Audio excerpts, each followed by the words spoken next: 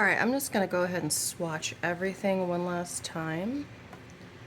And this is actually more for me than for you guys because I keep forgetting what these colors look like.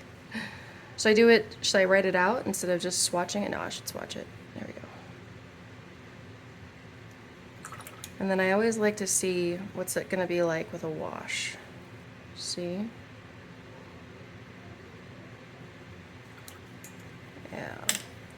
Should we write it? Let's do it.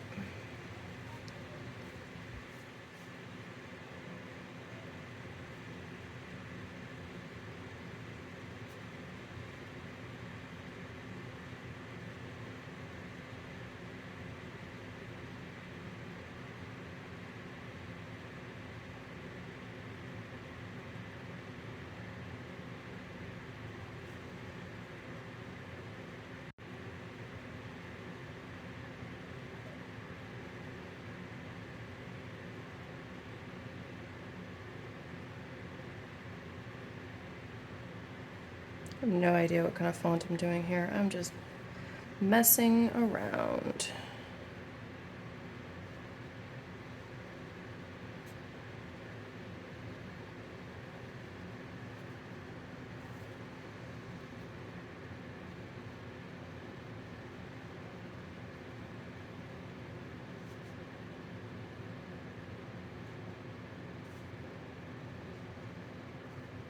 Alright. Usually black is actually my favorite color, but not in watercolor and gouache.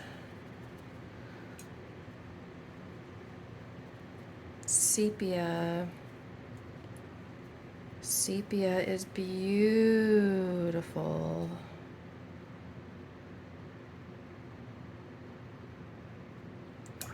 It has a nice richness to it. Look at that dark. But look at how it... Oh, that's nice.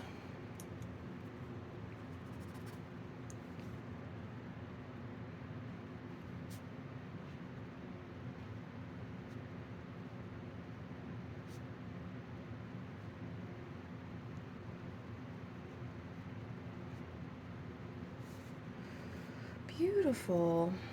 What do we got here? Burnt sienna. Oh man. Oh, look at that. It's so red. It so reminds me of like the coat of a beautiful antelope or something at the wild animal park where I grew up going. Oh man, that's pretty. Look at that.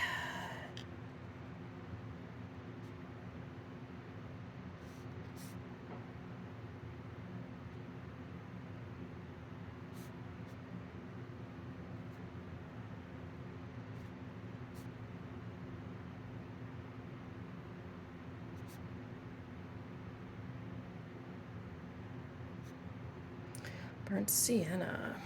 Okay, you know I used to hate my handwriting.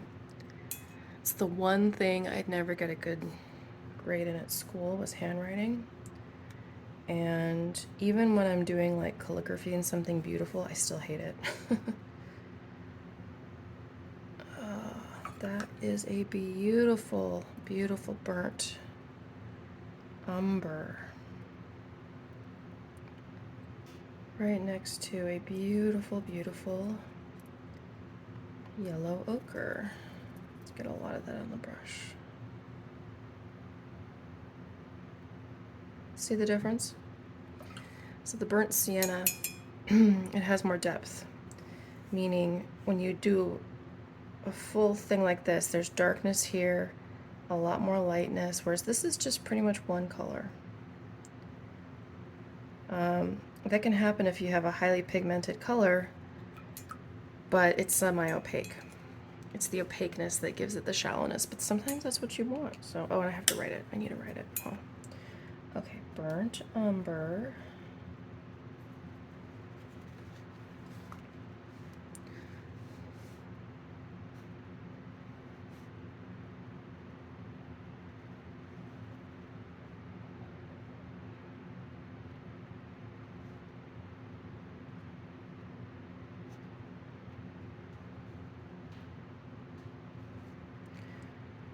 Burnt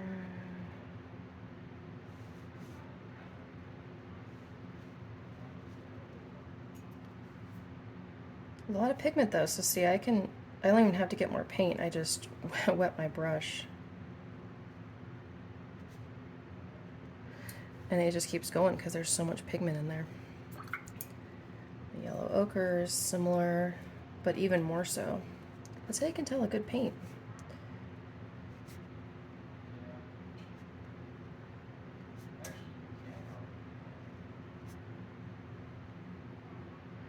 Is it ochre RE or ochre ER? I can never remember. Where is it?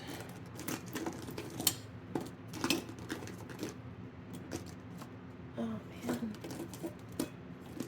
Oh, let's see. Where is it? Where is it? Where is it? Where are all my browns when I need them? I don't know. I guess that's a big fat who cares. Ochre. We're gonna spell it that way. Okay. Who's next? Ah, lemon yellow. Lemon yellow. Here we go. Should we start on this side maybe because we have more room? Go like this. We'll get weird. Should we get weird?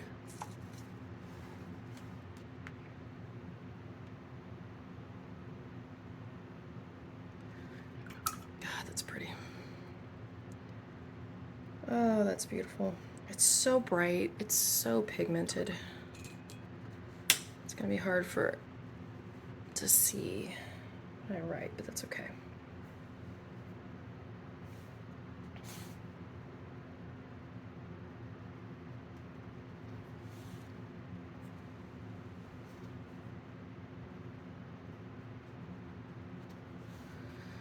You're not gonna be able to see it, but that's okay.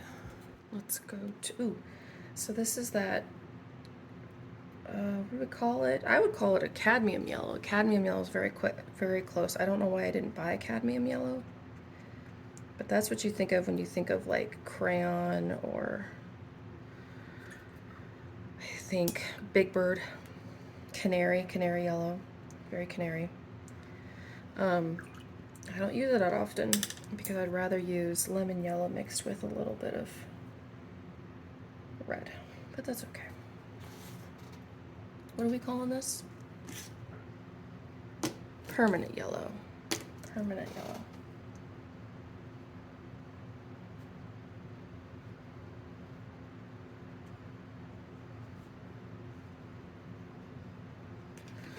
Permanent yellow. Okay, who's next? We got, oh, it's that yellow orange. Oh, that was fun. Tangerine. I love the color. I love to call it tangerine. Oh yeah. Oh, that is beautiful.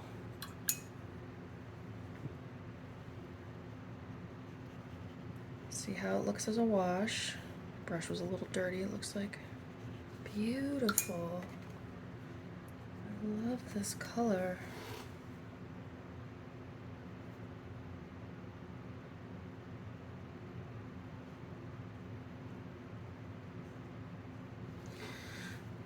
Okay. And then we've got that really true orange I found. And honestly, I'm just kind of keeping for like, if I just need a boring orange. I need to not have to think about it. I do that for my my rainbow text. When I write something out and make it a rainbow, that's when I'll use it. Maybe. Even then. I don't know. Okay. Wait, I'm not going to do pink next. I'm going to go over to this poppy because this pink is so cold. I want to do it when I do the magentas over here. So we're going to go straight from orange to, this is a poppy red. And I have to see, it might be cadmium. It might be cadmium because it's a true, I mean, that is red. That is like, whew, that's red. True red like this I have a weird relationship with. I much prefer burgundy or crimson. I wish I could tell you which one this was. Flame, that's what it was. It was flame. It reminds me of a cadmium though. It's got that, both of these. It has that really strong, oh, I forgot to write orange.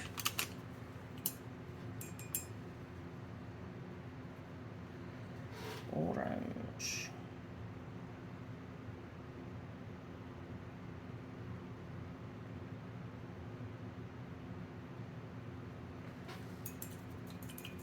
we do the red.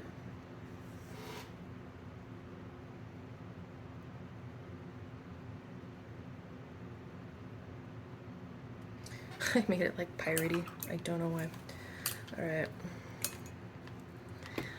I still hate my lettering. That is such a weird thing. I can't in my head understand how anyone can think my writing is pretty. So I love that you do. Ooh, I forgot about this color. That's fun. Is this the carmine? No, that's not carmine. What is this? What is this?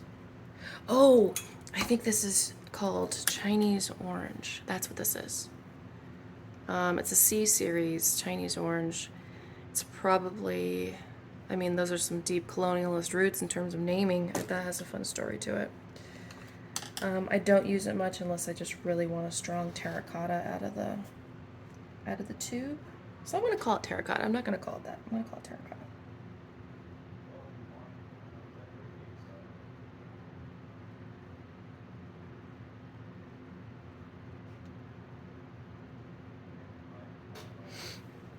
Oh, that's really pretty. Okay, here comes that carmine that comes from the Little Beetles. So this is the very non-vegan. Gorgeous, gorgeous color. Ooh, look at that. Yes. It's very, it becomes very unsaturated and quite cold at the end. It really has an interesting color profile to it. Is that a word, color profile? Sure. What is this? Is this carmine? No, that was carmine. No, this is carmine. What's carmine? Mommy's losing it. Where are my colors? Where are my assistants? Where have all the cowboys gone? Really? There it is, carmine. Is that it? I want to get this right. That's the carmine, and that is flame. Well, you know what? I'm calling it carmine because I'm the one who uses this color chart, nobody else, so who cares? Okay.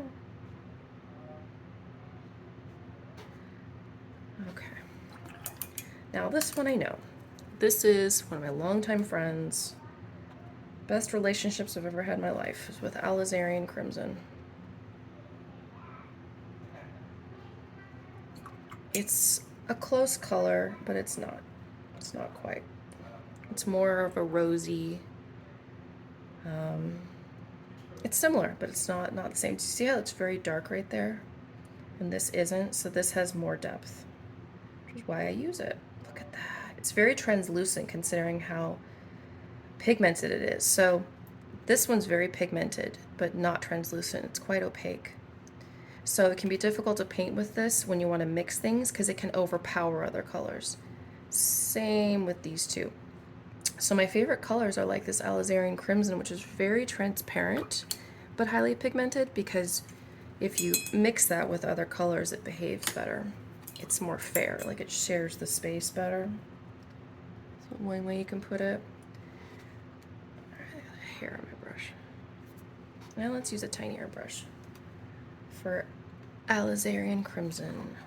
There it is. There we go. I know. I love you. You're one of my favorites.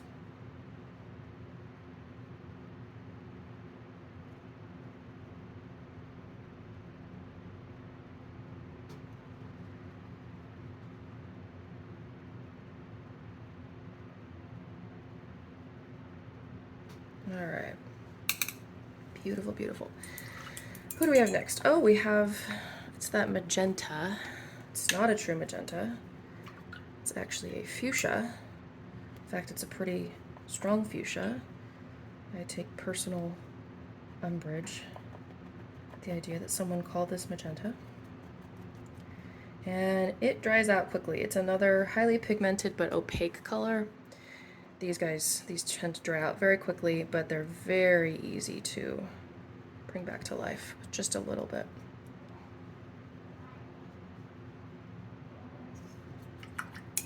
I don't know how anyone, oh, I forgot pink. Oh, I'll come back to it. I don't know anyone calls that magenta. That is fuchsia. That is almost orchid. I mean, come on, people. Come on. Get with it. And I'll come back to you pink right now. Okay. I refuse to call this magenta. It is fuchsia.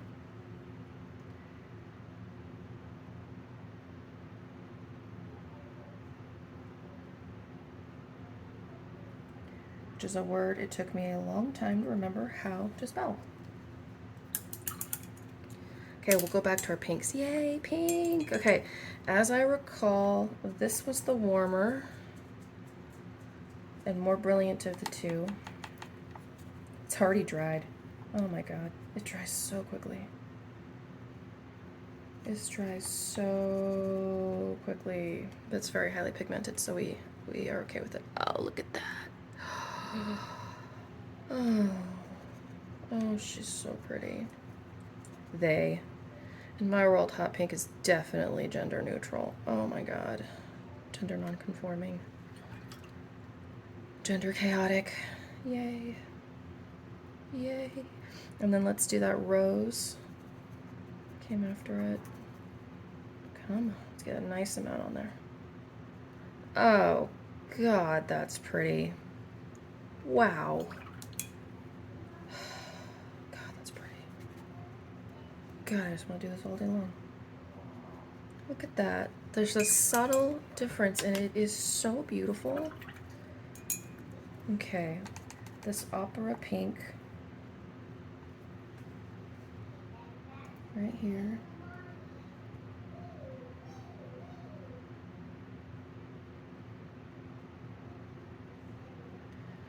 And then this one was Bengal Rose by Winsor & Newton. So not a Holbein. Winsor & Newton's legit. Honestly, any of these brands, like, I go with Holbein because I know for sure they're also, like, apparently run pretty well. This is close to what I would call a rose madder, which is a series of pigments that came out in the 1800s, I believe. Bengal rose. Probably got another wonderful colonialist story behind that. Do I need a new page? Oh my gosh, we're out. Okay, we're gonna have to go to a new page. But I wanna keep, well, okay, I'll put that right there so I can look at it. Okay, all right. Where are we at? What are we doing? What's happening? Is the world collapsing? It's okay, because I have paint. All right. We did magenta, which is actually fuchsia. That's that one. Now we're going on to a true purple. This purple, this dye is used also by, I believe, the Maniac colors use this kind of a purple, and it's so rich. Oh my god. It has both depth and like a really strong pigment. Oh man, look at that. True purple. Not a fan of purple. Vexed relationship. So what does Holbein call this? No. Holbein calls this a light purple. All right.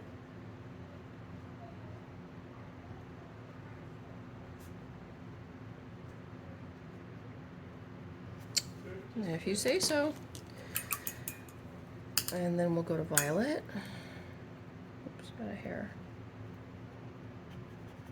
I wonder how many cat hairs are stuck in classical paintings in the varnish and they won't take it out because it's like, you know, part of the whole thing. Yeah, there you go, violet. Honestly, it just brings no emotions to me. I look at it, I'm like, okay, overused color that people attach to femininity for no apparent reason. I don't know. I honestly use it for you guys, not for me, because I know so many people love violet and purple. Where is the color? I want to know its name. What do they call it? Come on, Holbein. Come on. Come through. Is it just not happening for me today? I guess it's not happening for me today. Oh, here it is. Here it is. Windsor Violet. Oh, okay. Windsor. Sure, Jan. So it's Windsor, not Windsor. So it's not like, you know, Harry and whatever. Okay, moving on to the better colors. We got away from the purples. Yay, ultramarine. Hey, girl. Hey, girl. Old time buddy. We love you. We still hang out all the time. Yes. I wonder what it actually looked like with real lapis. I know I've seen the paintings, but side by side would be really cool. Oops. Ultra. Oh, shit.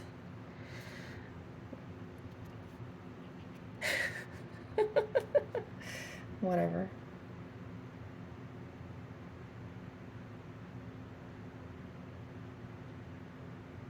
Ultramarine was the subject of my first big painting that started all of this.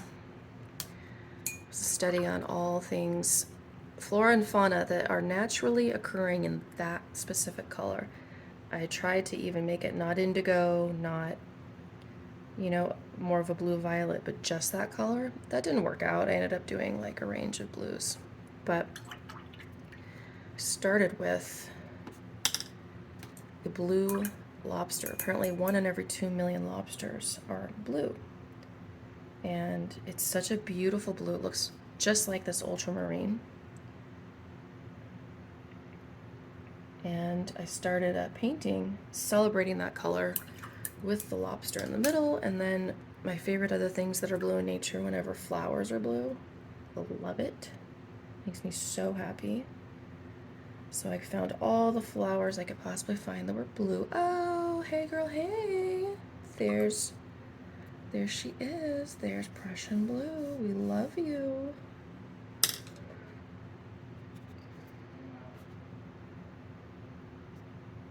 Yes, the painting and the color ultramarine are really important to me.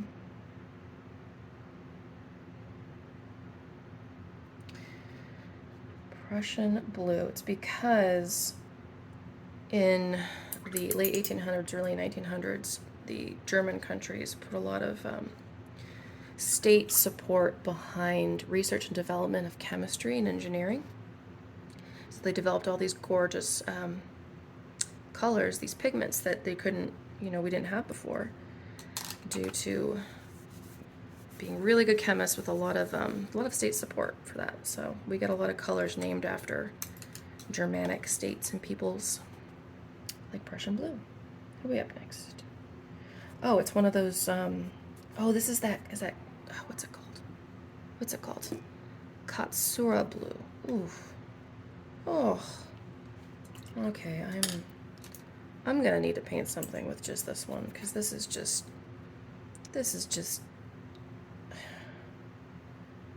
I can't.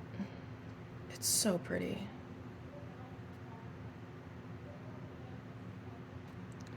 I can't. It's so pretty. Like, oh my god. Yeah, you're coming home with me tonight.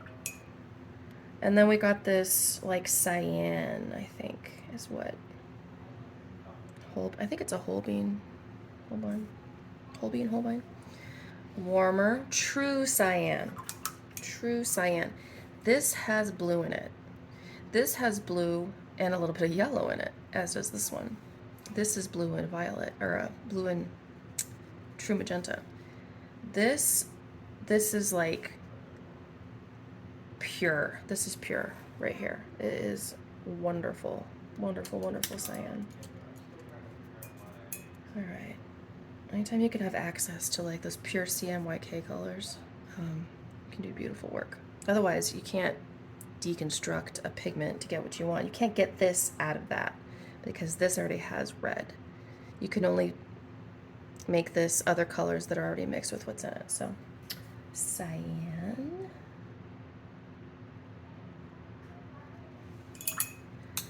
Okay, up next, turquoise. I think this was it a cadmium turquoise? I'm just gonna call it turquoise. Did you know that most turquoise you buy at the store, like the gemstone, it's actually just agate? A very cheap stone that they dye. It's not the real thing. You can tell if something's really turquoise because there's usually some little inclusions, little veins of gold and quartz.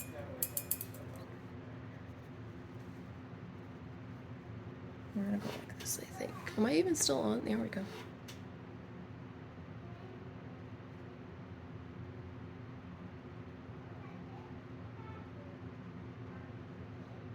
Beautiful. Beautiful, beautiful, beautiful. Okay, we're almost done. We're getting into the greens. Greens are coming up next. We got this, such an interesting green. This is it's a really interesting green. Should we go like this? You know what it reminds me of is there's, the history of pigments is really fascinating. There used to be called arsenic green because back in the day, before we had people looking out for, you know, health and welfare, people would just make pigments out of anything they could find that looked pretty. Arsenic and lead white, arsenic green and lead white make really beautiful colors. Incredibly toxic. I'm going to call this arsenic because it is what I think of when I see this color. It's how I label it in my head, even if it's not actually made of arsenic. Yeah, people would use this on their wallpaper, and then they would go crazy over time. Get really, really sick because they're breathing in the wallpaper. If it was humid, you know, they would literally be breathing in arsenic. And it was a really, really popular color, even through the 20s. All right, what are we gonna call this? What does Holbein call this? Leaf green? Sure. Yeah, why not?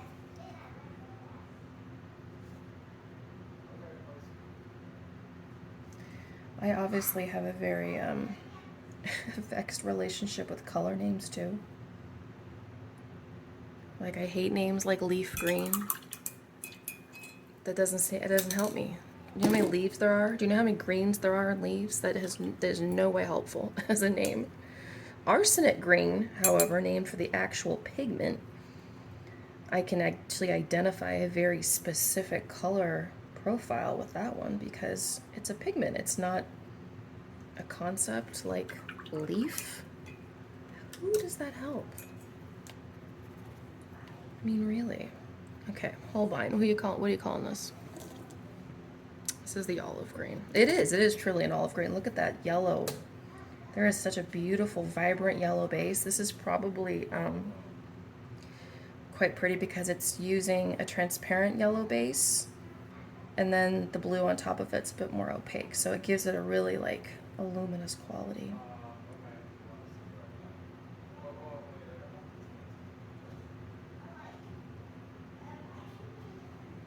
Olive green. Yeah, I don't like colors that you have to add green to it for you to know what it is. Like ultramarine, I know what that is because it comes from lapis lazuli. It's a very specific color. But when they say things like rose, like, are you joking? That is not helpful to anyone.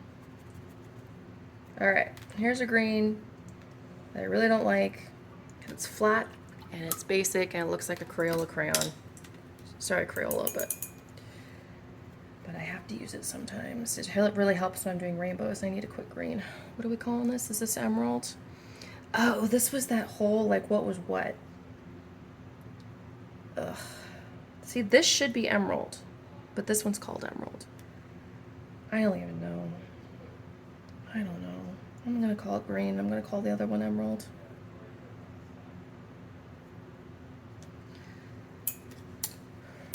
I love greens when they're made from other colors and they have depth. I hate greens like this. I hate like, that's not true. I don't hate any color.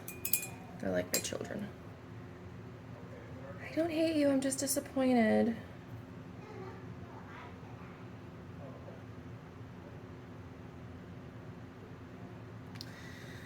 I don't know. I mean, it's not that bad. It's just, how do you compete with this, these blues? You can't. You know, it's like not fair. That is a bit more yellow. This is a bit more blue. This is labeled emerald green, but for all y'all right now, this is emerald. Emerald has blue in it. That is how like really expensive emeralds are defined. Are we done? I think we're done. I think I've gone through everything. I can do this ugly ass white, but you can see how dirty it is. Let's see how dirty it is. Well, it's not that bad. It's not that bad. Okay, well, those are my colors. This is everything I use and a little bit more. All right, so thanks for sticking with me today. It is pretty, but look at these. You can see why I always hang out in here, and then if I grab a green, it's like right in here. And then in my pinks, oh, look at those. Yes. So there you go. I am feeling better. Thanks. I'm glad you could join me today.